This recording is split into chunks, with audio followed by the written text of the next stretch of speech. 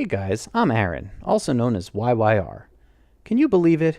It's been 10 years since the release of Snake 360, the first yyrGames title ever. So we've actually had 10 years of yyrGames. And 10 is still about the number of people who have heard of me. Which is fine, to be honest. I know I'm not a big name, and it's possible that I never will be. But if I can entertain you personally with my arcade-style games, that's a win in my book. I'd rather have a small, devoted following than a large group of mildly excited folks. Over the last 10 years, I've released 10 titles in total. What a happy coincidence! Most of those games are no longer for sale, but I'm working on new versions, so there's that. I'll get to details about these, and those, in future videos, but for now, I feel like I should ramble briefly about how all this started. I've been interested in gaming and programming ever since I was young enough to understand what those things were. When I was in nursery school and I noticed a computer running Ernie's Magic Shapes for the first time, I was captivated. Throughout my childhood, screens held my attention for much longer than anything else. My favorite things to watch were, and still are, game shows. When I was about 7 years old, my mother brought home a Commodore 64, and I immediately got to work, learning basic and programming simple math games. My favorite thing on Commodore 64 by far was something called Gary Kitchen's Game Maker. It had a built-in programming language that allowed you to put together your own games without having to remember any commands. It also had a built-in sprite maker, music maker, and sound maker. It was genius, and I used it to create all kinds of things.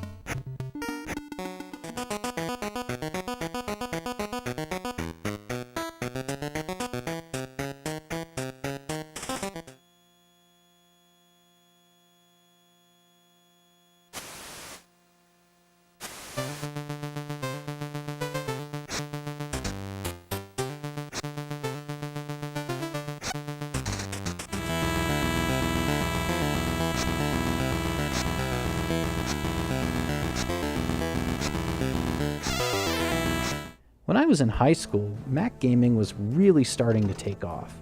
The Mac version of Wolfenstein 3D came out, and it caught fire. Level design tools were also released, and one guy in upstate New York decided to form a company called Wolf Addict Software, and they sold the closest thing to curated, official level packs that you could find. I signed up to help design levels for this company, and created several scenarios myself, one of which was featured on the official AOL Mac Games forum.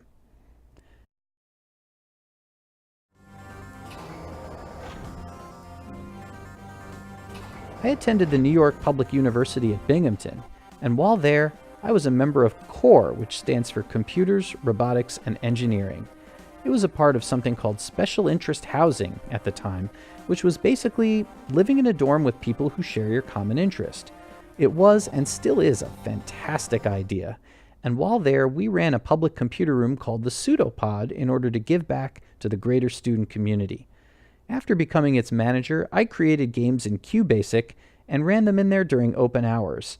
Anyone could drop in and play. And people did. I ran 4 different games in there, and while not all were successes, each one found a small, passionate audience. After college, I had every intention of becoming a programmer and attempting to work on games for a living. But I could see that game development was a high-stress job, one that was constantly transforming, and also one with more limited opportunities in my New York area. So I decided to enter IT instead, and I wouldn't touch game development again until around 2007. And that's where the story of Snake 360 begins. But you won't see that until next time. Thanks for watching, and see you later.